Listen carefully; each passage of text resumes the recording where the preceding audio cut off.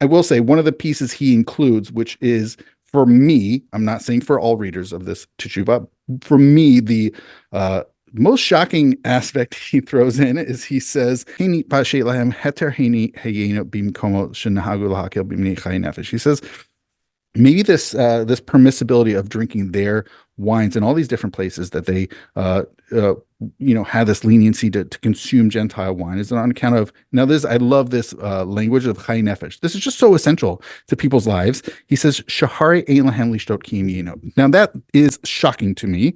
Now he lives in Krakow. It is Poland. They drink a lot of beer in Poland, and he knows that. However, what he does not know is he doesn't know what they have out there in Moravia or even these other unnamed lands. Maybe they don't have the same access to beers.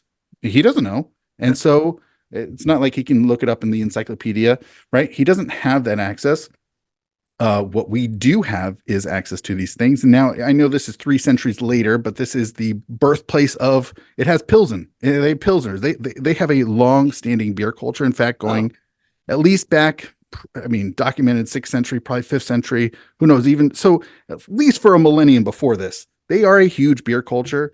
And so people are drinking, and I don't remember which one is which, but they're drinking hundreds of liters per person per year of beer. Okay. So this is not, something they drink socially. This is a common staple in people's lives. Just throwing in something about the Polish context. I know there's a century later, the Taz, and I know we're a shoot based podcast here, but you're allowed to quote other Torah sources. It's mutter. Thank you. Oh my gosh. Thank you for that leniency. So the Taz, Rabbi David Levi Siegel, a century later, also living in Poland. So one of the fascinating things, and this is again, your idea, not well known with Chadash.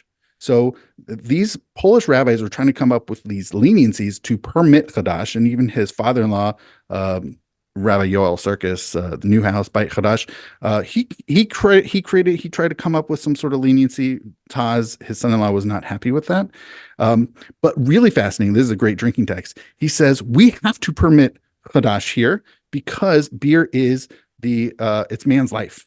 Wow. It's super important. And if you weren't clear on that, he repeats that and he doubles down on that. He says beer is just so important for us Polish Jews. We need it. And I know it's a century later. Yeah. And that's a century after the Rabbi Isserles. So I don't know if that holds for this time, but certainly Rabbi Isserles understands that beverages are important. Alcoholic beverages are important. Obviously, he doesn't know that even Moravia and other lands, beer is also an important and essential beverage. I think part of it is the potability of water in those days. And I don't know if this is everything, but certainly a significant piece of it.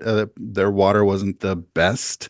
And so a way to potabilize it is to add alcohol. So whether it's he's allowing for wine, or he knows in Poland they drink a lot of beer, they need some way to consume these liquids. Maybe we have just such a peculiar perspective coming from the 21st century and looking at these texts and not understanding how could they have consumed so much alcohol on a not weekly, a daily basis. It does strike us as strange, peculiar, hard to understand, and yet was part of right. I guess when you didn't have easy access to purified water, these may have been better sources in some way. Yeah. With the limit of pure water, maybe this was just a more normal part of people's diets than I appreciate. I don't know.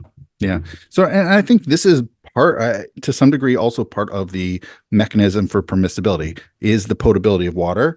The potability of water, but needing something to drink. This חיי נפש need, I think that's a part of it. And I mentioned sort of that theoretical, which I don't think these people drinking these wines were thinking about, but he was allowing, just as bread and some other aspects that sort of maintain this division as a bulwark against intermarriage. I think he is he's saying maybe there's room, maybe they misunderstood.